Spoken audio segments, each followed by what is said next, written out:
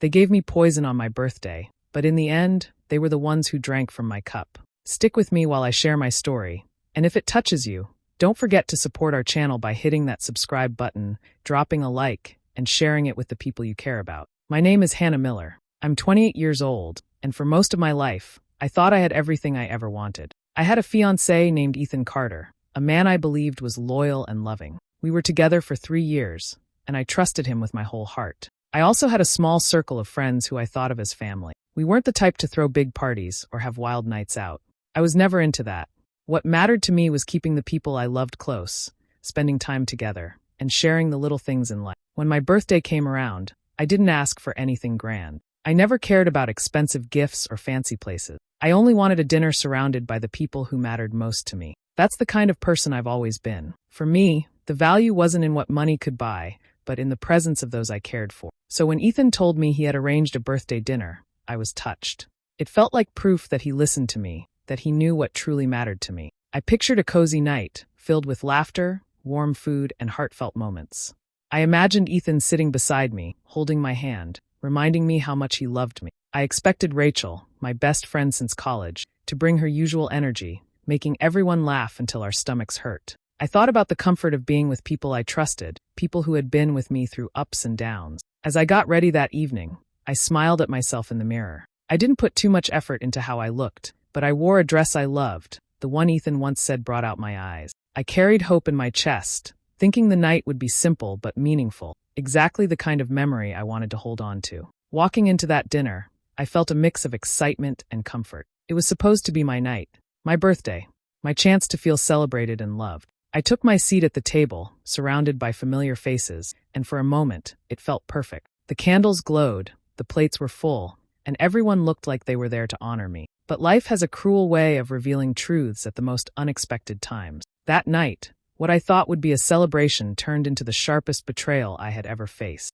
I didn't know it then, but sitting at that table, smiling and thanking everyone for being there, I was about to discover just how fragile trust can be, and how quickly love and friendship can turn into something deadly. When I walked into the restaurant, I expected to feel warmth and comfort, but instead, something in the air felt strange. Everyone was there waiting, Ethan, Rachel, and the rest of our small group, but the energy was different. They were smiling, yet the smiles didn't feel real. They were talking, but the words seemed hushed, like they were sharing jokes that didn't include me. I tried to shake it off at first. Maybe I was overthinking. Maybe it was just nerves from being the center of attention, something I never enjoyed. Still, deep down, I couldn't ignore the uneasy feeling pressing against my chest. I sat down, and Ethan pulled out the chair for me. He kissed my cheek and said, "Happy birthday, sweetheart," in a tone that was sweet but somehow distant. His eyes didn't linger on mine the way they usually did. Instead, I noticed the quick glance he shared with Rachel. It was so small I almost missed it, but once I saw it, I couldn't unsee it.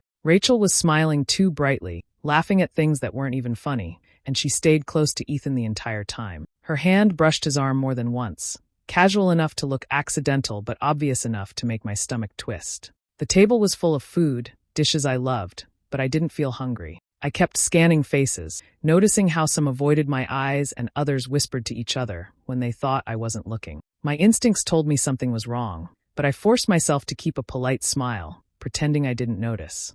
I had learned long ago that sometimes silence reveals more than question. After the plates were served, Ethan stood and lifted a glass. "Let's toast to Hannah," he said, raising it high. The others joined in quickly, glasses filled with a sparkling drink I hadn't poured myself. One of the friends had set it in front of me when I arrived, saying it was a special choice for my birthday. I didn't think much of it at the time, but as I held the cool glass in my hand, I felt a shiver run down my spine. Rachel leaned closer, smiling wide. "To Hannah," she said, her eyes locked on mine in a way that felt almost mocking. The others echoed her words, their voices blending in a cheer that should have felt warm, but instead sounded hollow. I raised my glass because I had to, because not doing it would have made things even stranger. I watched their faces as they drank, and for the briefest second, I hesitated. Something about the way Ethan watched me made the air feel heavy, like he was waiting for something. I took a small sip, just enough to touch my lips, and set the glass back down. The taste was sharp, bitter, almost metallic, and it lingered on my tongue in a way that didn't feel right. I swallowed, forcing a smile, but inside my heart was pounding. That was the moment I knew this birthday was nothing like the one I had imagined. It wasn't just the fake smiles or the way Rachel clung to Ethan. It was the drink in my hand, the look in their eyes, and the sinking feeling that something dark was unfolding right in front of me. The moment the drink touched my lips, I knew something was wrong. It wasn't just the strange, bitter taste that lingered at the back of my tongue. It was the way it made my stomach turn almost instantly. Within minutes, a wave of heat spread through my body, and my head began to feel heavy. My hands trembled as I tried to steady myself, and I forced a weak smile to hide the discomfort. Nobody at that table could know what I was feeling, not yet. I excused myself as calmly as I could, saying I needed to step away for a moment. My legs felt unsteady, and every step toward the bathroom felt heavier than the last. The lights in the hallway blurred for a second, and I grabbed the wall to keep myself from stumbling. My heart pounded harder with each breath, fear creeping in as the nausea built. By the time I reached the bathroom, I was sweating, my body screaming that something was terribly wrong. I leaned over the sink, gripping the edge tightly as I tried to catch my breath. My reflection in the mirror looked pale, my lips pressed tight as if holding back the sickness rising in my throat. I ran some cold water over my hands and splashed it on my face, hoping it would calm me down, but the dizziness only grew worse. I knew this wasn't just a bad reaction to food. Something was in that drink. Then, through the crack of the bathroom door, I heard voices. At first, I thought it was just the muffled sound of people talking at the table, but then I caught the familiar tones of Rachel and Ethan. Their voices were close, almost as if they had stepped into the hallway just outside. Rachel's laugh came first, sharp and cruel. "Finally," she whispered, her voice dripping with satisfaction. "This will get her out of the picture once and for all." Ethan's chuckle followed, low and smug. She never saw it coming. By tomorrow, it'll be like she was never here. My entire body froze. The dizziness, the nausea, the bitter taste, it all made sense in an instant. They had poisoned me. The two people I trusted most, the man I was supposed to marry and the friend I thought of as a sister, had decided I was disposable. My stomach dropped as the reality sank in. They weren't hiding it. They weren't even whispering carefully. They spoke as if it was already done, as if my life meant nothing more than an obstacle standing between them and whatever they wanted. My mind spun with the betrayal, the kind that cuts deeper than any physical pain. I pressed my back against the bathroom wall, covering my mouth to silence the sob that threatened to escape. My chest burned, but I forced myself to breathe quietly, carefully. They couldn't know I had heard them. If I wanted to survive this, I had to stay calm. In that moment, as the voices faded and they walked away, a cold clarity settled over me. The drink was never meant to celebrate me. It was meant to erase me. And the people I trusted most had been the ones to hand it to me with a smile. I stayed in the bathroom longer than I needed to, giving myself time to breathe and steady my body. My head was spinning, but I knew I couldn't come back to the table looking suspicious. If Ethan or Rachel guessed I had overheard them, they might act faster or do something worse. I forced myself to wash my face one more time, fixed my hair, and stared in the mirror until I could control the fear in my eyes. Then I walked out as though nothing had happened. When I returned to the table, everyone was still laughing and eating as if the night was perfectly normal. Ethan looked up and gave me a quick smile, sliding my glass closer to me, as if to remind me where it belonged. Rachel leaned back in her chair, pretending to be relaxed, but I noticed the way her eyes flickered toward me, waiting for some sign that the poison was doing its job. I sat down, lifted the glass as though I was going to drink again, and pretended to take a sip. Instead, I let the liquid touch my lips before lowering the glass back to the table. I had no intention of letting another drop near my mouth. Quietly, while no one was paying attention, I tilted the glass slightly and let most of it spill into a napkin on my lap. I folded the napkin quickly and tucked it aside, leaving only a little drink in the bottom, so it looked untouched. My heart raced, but I kept my face calm, nodding along to conversations and forcing a laugh here and there. On the surface, I looked like the same Hannah they had always known, but inside, I was watching everything carefully. Every move, every glance, every small detail mattered. That's when I noticed something that made my stomach twist in a different way. They weren't just refilling my glass. They were pouring from the same bottle into everyone's cups, their own included. At first, I thought it had to be a mistake, that they wouldn't risk themselves. But as the night went on, I realized they were drinking from it too. I watched Rachel lift her glass and take a long sip, laughing at some shallow joke. I saw Ethan pour himself another serving, raising it high in a toast before gulping it down. And one by one, the others followed, their glasses clinking together as though nothing was wrong. A chilling thought struck me as I sat there pretending to join them. What if their arrogance blinded them so much that they never thought this through? What if they were so certain of their plan, so eager to see me gone, that they forgot they were sharing the same poison with everyone else? I kept my eyes down, hiding the flicker of realization that crossed my face.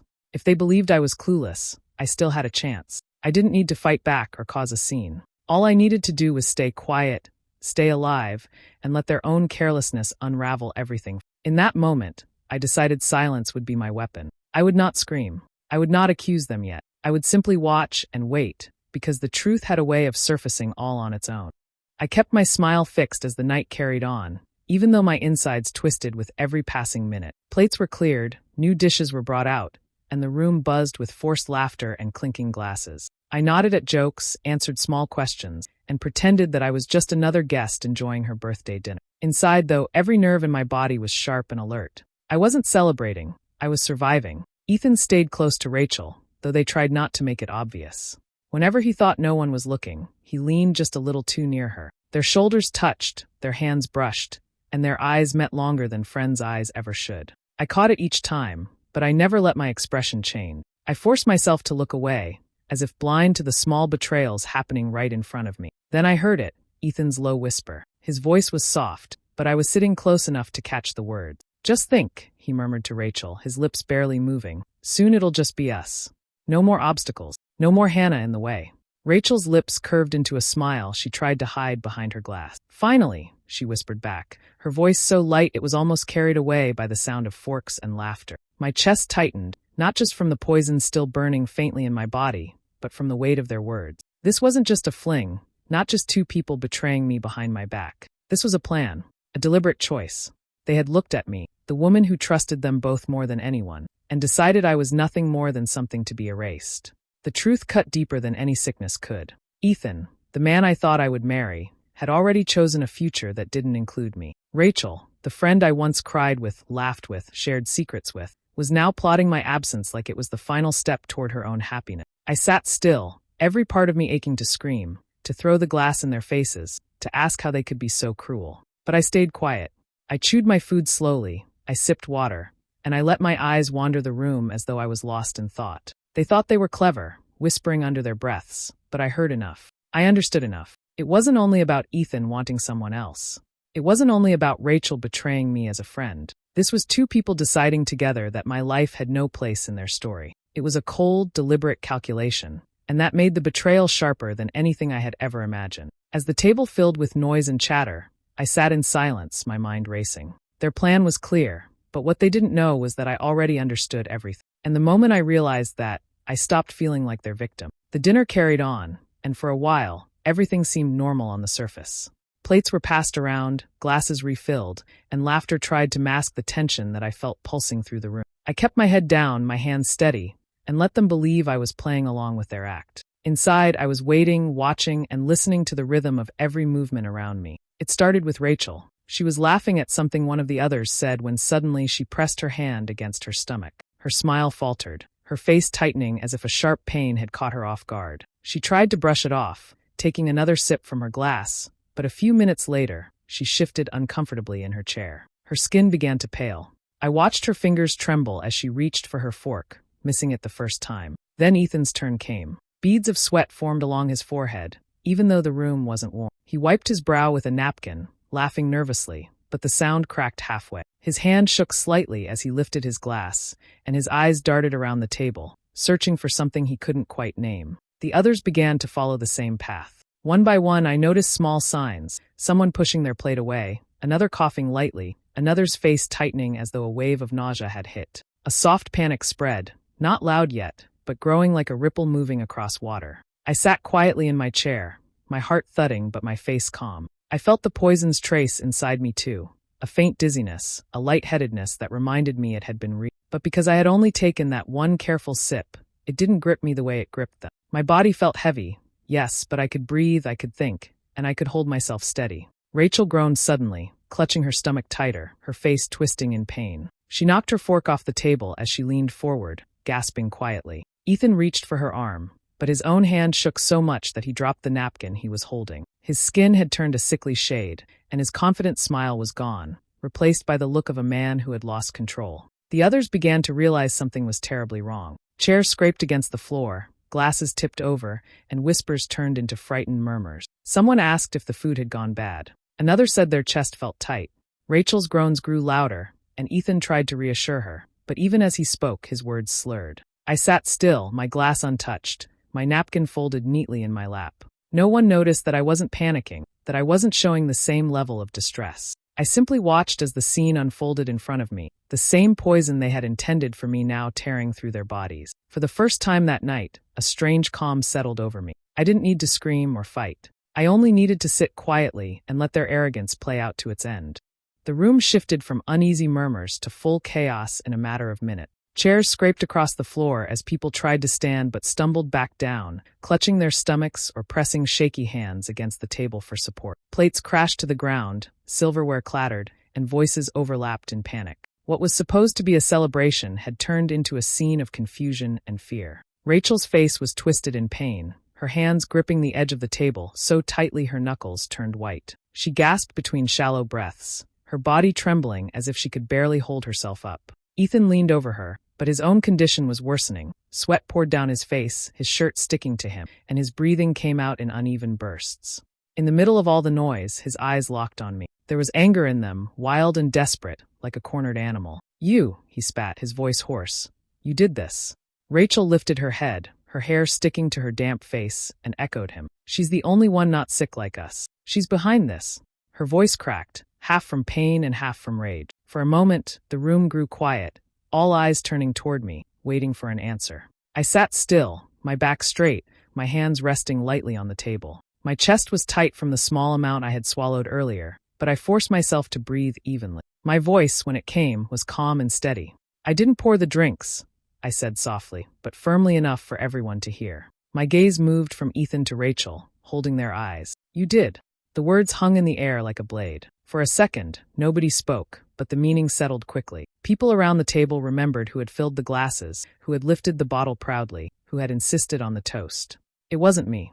Ethan shook his head, his mouth opening and closing like he wanted to argue, but no sound came out. His face twisted with confusion and fear as the realization crept in. He had orchestrated this moment, he had believed he was clever, but in his arrogance, he had poisoned not just me, but everyone at the table, including himself. Rachel's lips trembled and she gripped Ethan's arm. No, it wasn't supposed to. Her words broke off as another wave of pain hit her, her body folding forward. Around them, panic surged again. Some tried to call for help, their voices shaking, while others could only sit in stunned silence as the truth became clearer. Ethan and Rachel's plan hadn't just failed, it had turned on them completely. I stayed where I was, quiet but steady, watching as they realized the weight of what they had done. For once, I didn't feel small or powerless. I didn't need to fight or scream. The truth had spoken for me. Their own hands had delivered the poison, and now they had to face what came next. The chaos only grew louder until someone finally found their phone and called for help. Sirens in the distance cut through the noise,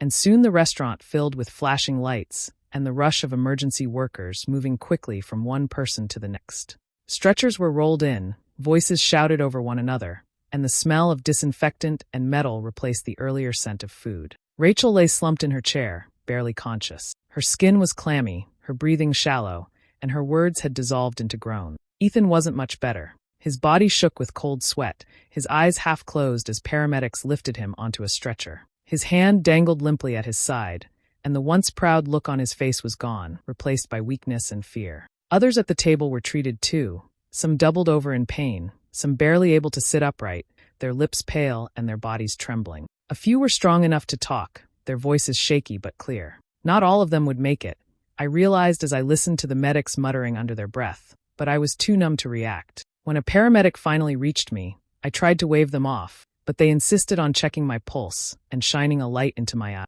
My body was tired, my head heavy, but compared to the others, I was holding on. "You've had some exposure," the medic told me firmly, "but it looks like you didn't get as much as the rest." They pressed a bottle of water into my hand and told me to sip slowly while they continued their work. Then came the police. They moved quickly, speaking to the staff and witnesses, asking what had happened before the collapse. One officer came to me, kneeling down so our eyes met. "Miss, can you tell me who poured the drinks tonight?" Before I could answer, someone else spoke up. One of the guests, pale and shivering but still conscious, lifted their hand weakly and pointed toward Ethan. "He did. Ethan poured them. He said it was special for her birthday." Another voice joined in, then another. Each one confirmed the same thing. It wasn't me who touched the bottle. It wasn't me who lifted it proudly for the toast.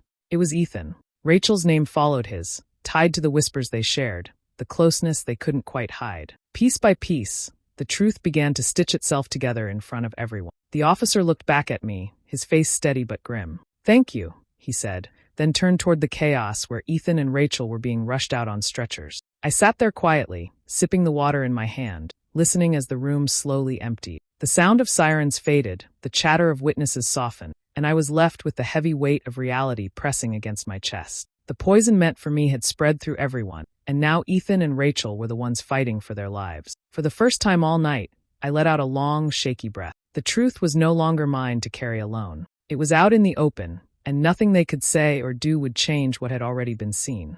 News of what happened spread quickly. Within hours, families were notified, and whispers grew louder until the truth could no longer be hidden. Ethan and Rachel's names were tied together, not in the way they wanted, but in shame. Friends who once admired them now looked at them with disbelief. Family members who once trusted them now spoke in hushed tones, unable to understand how two people could be so cruel. The story of the birthday dinner was no longer just mine. It became something everyone around us carried. I listened as people talked, each retelling filling in pieces of the puzzle. They remembered Ethan pouring the drinks, Rachel smiling too wide, the way both of them leaned into one another as if they shared a private secret. It wasn't only me who noticed any. Their betrayal became clear, even to those who once defended them. No one could excuse what they had done. For me, the weight of it all pressed heavy. My heart was shattered in ways I didn't have words for. Ethan was supposed to be the man I built a future with, the man who would stand by me through every season of life. Rachel was supposed to be the friend I could call at midnight, the one who would hold my hand through heartbreaks and victories.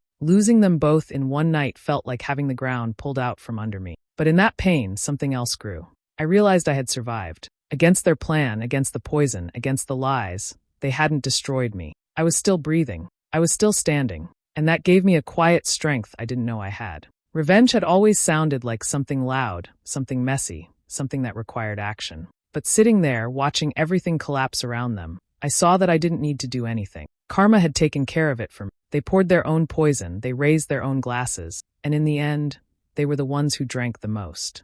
There was no satisfaction in seeing people suffer, not really. What I felt instead was clarity. What they intended for my destruction became their downfall. I didn't have to plot or fight. All I had to do was survive long enough for the truth to show itself. And it did, in the most undeniable way. I carried that thought with me as the night ended and the last of the sirens faded. My world had been torn apart, but I wasn't broken. They had betrayed me, yes, but they hadn't taken me away from myself. If anything, they revealed a strength I had never known. In the silence that followed, I realized something I would never forget.